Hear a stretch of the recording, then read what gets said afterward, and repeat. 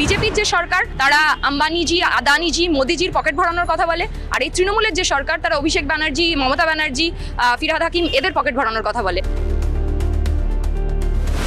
শিক্ষকদের চাকরি চলে গেছে, তাদেরকে পুনরায় আবার চাকরির পরীক্ষায় বসে চাকরি পেতে হচ্ছে।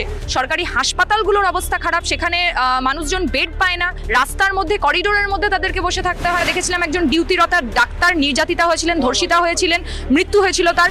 লিফটে আটকা পড়ে গিয়ে তিনি পিষে গিয়ে মারা গেলেন। ফলে আমাদের এই যে স্বাস্থ্য কেন্দ্রগুলো, যেগুলো আমাদেরকে নতুনভাবে প্রাণ ফিরিয়ে পাইয়ে দেওয়ার কথা, তারা প্রাণ কেড়ে নিচ্ছে। পরিযায়ী শ্রমিক, তাদেরকে আমরা দেখতে পাচ্ছি কিভাবে বিজেপি শাসিত রাজ্যগুলো তাদের উপর অত্যাচার করছে, এবং সেই বিজেপি আবার পশ্চিমবঙ্গে এসে ভোট চাইছে। এসআইআর করছে, তারা এসআইআর কে শুধুমাত্র ভোটার তালিকা সংশোধনের মধ্যে আটকে রাখবে। কোনো ব্যক্তির বিরুদ্ধে তো আমার লড়াই নয়, আমার লড়াই রাজনীতির বিরুদ্ধে। অন্যতম ছাত্র নেতার মুখ এক সময় ছিল প্রতিকুর রহমান। আসলে মানুষের স্বার্থ থেকে যদি ব্যক্তিগত স্বার্থ বড় হয়ে যায়, তাহলে বোধহয় তাদেরকে তাদের নিয়ে কথা বলে আর সময় নষ্ট করার কোনো মানে হয় না। সাধারণ খেটে খাওয়া মানুষকে সঙ্গে নিয়ে লড়াই, রুটি রুজির লড়াই, শিক্ষা স্বাস্থ্যের লড়াই, সেই লড়াইটা আমরা করব। জেতার ব্যাপারে কতটা আত্মবিশ্বাস? 100% আত্মবিশ্বাসী। বালিগঞ্জ কেন্দ্রে এবার বামফ্রন্ট মনোনীত সিপিআইএম প্রার্থী তরুণ তুর্কি বলা যেতে পারে আফরিন বেগম এই মুহূর্তে রয়েছে। আফরিন আমাদের সঙ্গে, আমরা কথা বলবো। আফরিন, প্রথমেই আমাদের চ্যানেলে তোমাকে অনেক স্বাগত। বালিগঞ্জ মূলত তৃণমূল কংগ্রেসের শক্ত ঘাঁটি, কতটা লড়াই দিতে পারবে? দেখুন, আমি নিজে তো বালিগঞ্জে জন্মেছি, বালিগঞ্জেই বড় হয়েছি। তাহলে বালিগঞ্জের মানুষ, প্রতিটি মানুষ হচ্ছে আমার পরিবারের মতো। সেই বালিগঞ্জের মানুষকে নিয়ে লড়াই করতে নেমেছি। নাহলে বালিগঞ্জের মানুষ যখন পাশে আসে, লড়াইটাও সহজই হয়ে যাবে। প্রচারে তুমি বেরোচ্ছ, সকাল বিকেল প্রচার করছো, মূলত সাধারণ মানুষের কাছে কোন কোন ইস্যুগুলোকে নিয়ে যাচ্ছ, কি বক্তব্য তুলে দেবে? দেখুন, আমাদের পশ্চিমবঙ্গের যদি বর্তমান অবস্থা আমি দেখি, তাহলে আমাদের যে সরকারি স্কুলগুলো রয়েছে, এই পশ্চিমবঙ্গেই প্রায় 7,802টা স্কুল তুলে দেওয়া হয়েছে, সরকারি স্কুল। সেই স্কুলগুলোতে শিক্ষক নিয়োগ হয় না, এবং শিক্ষকরা যখন আমাদের এই রাজ্যে চাকরি চাইতে যায়, তাদের লাঠিপেটা করে তুলে দেওয়া হয়। আমাদের সরকারি কর্মচারীরা যখন ডিএ চাইতে দেয়, তাদেরকে হচ্ছে যে লাঠিপেটা করা হয়। আমরা দেখেছি কিভাবে একাধিক দুর্নীতির অভিযোগে দায়গ্রস্ত এই সরকার। শিক্ষকদের চাকরি চলে গেছে, তাদেরকে পুনরায় আবার চাকরির পরীক্ষায় বসে চাকরি পেতে হচ্ছে। এই রকম পরিস্থিতিতে দাঁড়িয়ে যে সরকারি শিক্ষা পরিকাঠামোটাকে সম্পূর্ণ ভেঙে দিচ্ছে, কলেজগুলোতে নতুন সাবজেক্টে ভর্তি হচ্ছে না, ফিজিক্স, ম্যাথস এই সমস্ত অনার্স এখন 2-3জন করে পড়ছে, কারণ কেউ আর জেনারেল স্ট্রিমে পড়াশোনা করতে চাইছে না, অনার্স করতে চাইছে না। করলে নাকি বাজারে চাকরি নেই, তারা কোনো চাকরি পাবে না। ফলে আমাদের এই পশ্চিমবঙ্গের অবস্থা যেরকম হয়ে গেছে, আমরা যদি দেখি এই পশ্চিমবঙ্গে সরকারি শিক্ষা ব্যবস্থা থেকে যেমন ধ্বংস করে দেওয়া হয়েছে, তেমনই গত 15 বছর ধরে পশ্চিমবঙ্গে কোনো কাজ নেই।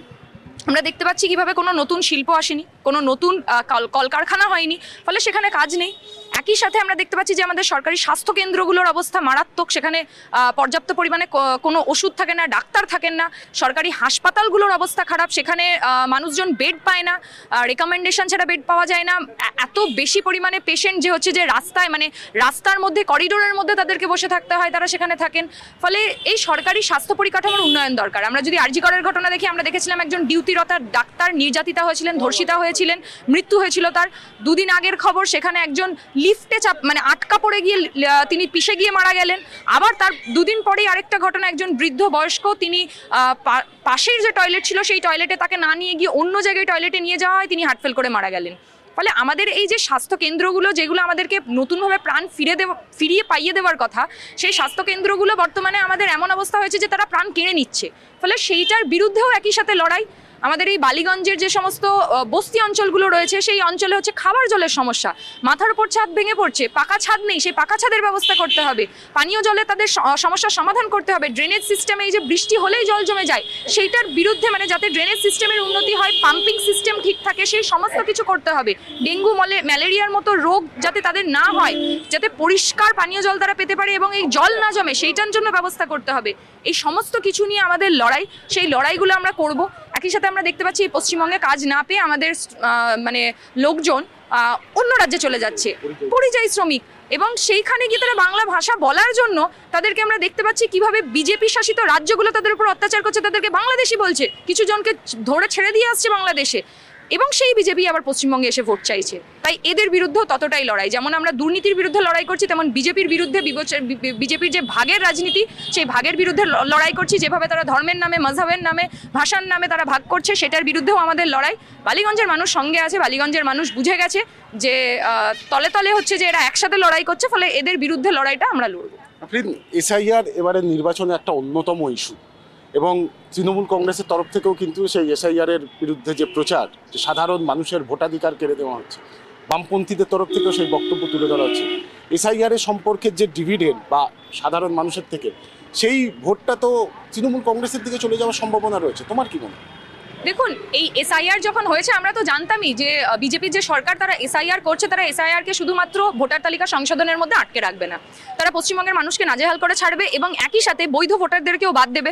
যেখানে তাদের বিরোধী ভোট আছে সেখানেও মানুষজনকে বাদ দেবে। এবং আমরা দেখছি কিভাবে বেছে বেছে সংখ্যালঘু, মতুয়া, দলিত, আদিবাসী এই সমস্ত মানুষজনদের নাম, প্রান্তীয় মানুষদের নাম বাদ পড়ছে। এবং সেইটা নিয়ে যেমন আমরা আন্দোলন গড়ে তুলছি, তেমন আমরা আরেকটা জিনিসও দেখছি, এই বিজেপি সরকার করার চেষ্টা করছে এসআইআর সংশোধন করার নামে তারা এসআইআরকে নাগরিকত্বের সাথে জুড়ে দেওয়ার চেষ্টা করছে। কে নাগরিক আর কে নাগরিক নয় সেটা নাকি ওনারা ঠিক করবেন। ফলে সেইটার বিরুদ্ধেও আমাদের একই সাথে লড়াই লড়ছি আমরা। এবং এই পশ্চিমবঙ্গের সরকারের দিকেও যদি আমরা খেয়াল রাখি, ওনারা তো আরেকটু কঠোর হাতে দমন করতে পারতেন, ওনারা তো আরেকটু আগে থেকে আমাদের এই এসআইআর প্রক্রিয়াকে চালু করতে পারতেন, পর্যাপ্ত পরিমাণে কর্মী দিতে পারতেন। এখন তো ওনারা পর্যাপ্ত পরিমাণে কর্মী দিলেন না। বিএলও যাদের অবস্থা কি নাজেহাল পরিস্থিতির মধ্যে দিয়ে তারা গেছেন তারা জানিয়েছিলেন, কিন্তু পর্যাপ্ত পরিমাণে কর্মী দিলে আজকে কোর্টের কাছে এই নির্বাচন কমিশন বলার সুযোগ পেত না যে এই পশ্চিমবঙ্গেও আসলে এই পশ্চিমবঙ্গের সরকার আমাদের কর্মী দেয়নি বলে তাই ভুল হয়েছে। এবং সেই মানুষগুলোকে আজকে কোর্টের চক্কর লাগাতে হচ্ছে। সেই মানুষগুলো জানে না যে আগামী দিনে তারা ভোটের অধিকারটা পাবে কিনা পাবে না। ফলে সেইগুলোর বিরুদ্ধে যেমন লড়াই, তেমন তৃণমূল সরকার তারা যে এসআইআর নিয়ে একটা শো অফ এবং স্টান্ট করেছেন, আসলে মানুষের হয়ে কাজ করেননি। তারা নির্বাচনে ঢুকে গেছেন এবং প্রচুর মানুষ এখনো হচ্ছে যে ভোটাধিকার পায়নি। ফলে সেইটার রক্ষা করার দায়িত্ব তাদের ছিল, তারাও সেই রক্ষা করতে ব্যর্থ হয়েছে। ফলে সেটার বিরুদ্ধেও আমার লড়াই রয়েছে। আমাদের এটাই দাবি এবং এটাই আমরা লড়াইয়ের পথে রয়েছি, যাতে একজনও ন্যায্য ভোটার তাদের ভোটাধিকার থেকে বঞ্চিত না হয়। তোমার বিরুদ্ধে রাজ্যের মন্ত্রী, দীর্ঘদিনের রাজনীতিবিদ শোভনদেব চট্টোপাধ্যায় প্রার্থী, অন্যদিকে বিজেপির প্রার্থীও যথেষ্ট পরিচিত। প্রার্থীর সম্পর্কে কিছু বলবে? দেখুন, আমার বিরুদ্ধে যারা রয়েছেন, আমি বলবো কোনো ব্যক্তির বিরুদ্ধে তো আমার লড়াই নয়, আমার লড়াই রাজনীতির বিরুদ্ধে।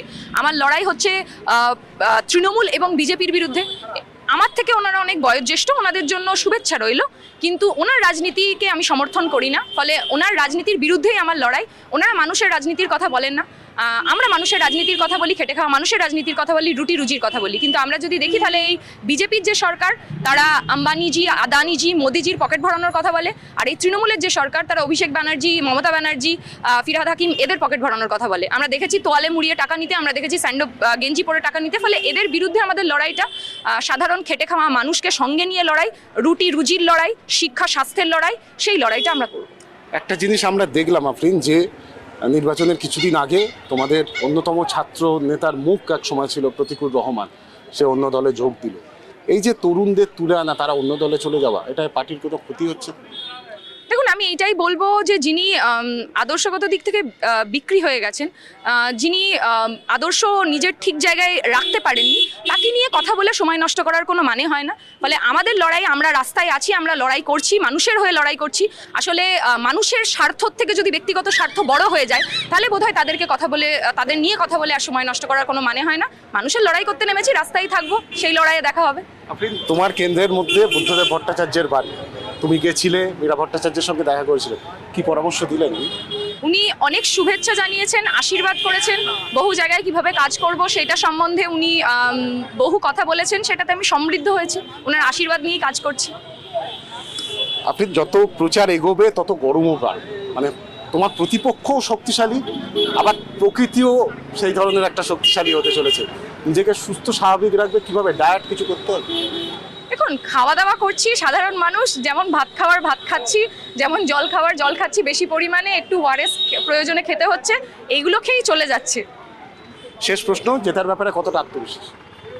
যেহেতু বালিগঞ্জের মানুষ আমার পাশে রয়েছেন, প্রচুর ভালোবাসা আশীর্বাদ দিচ্ছেন, এবং বাংলার মানুষ বাংলাকে বাঁচাতে নেমে পড়েছে, এবং বালিগঞ্জের মানুষ বালিগঞ্জকে বাঁচাতে নেমে পড়েছে।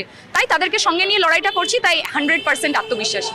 অনেক ধন্যবাদ কথা বলার জন্য। আমরা কথা বললাম বালিগঞ্জ কেন্দ্রে বামফ্রন্ট মনোনীত সিপিআইএম প্রার্থী আফরিন বেগমের সঙ্গে, এবং তার যেটা বক্তব্য যে বালিগঞ্জের মানুষ এবারে বামেদের সঙ্গে রয়েছেন এবং সেই জায়গা থেকে দাঁড়িয়ে এবারের যে লড়াই, এই বালিগঞ্জের লড়াই কঠিন লড়াই হলেও জেতার ব্যাপারে কিন্তু আত্মবিশ্বাসী আফরিন বেগম।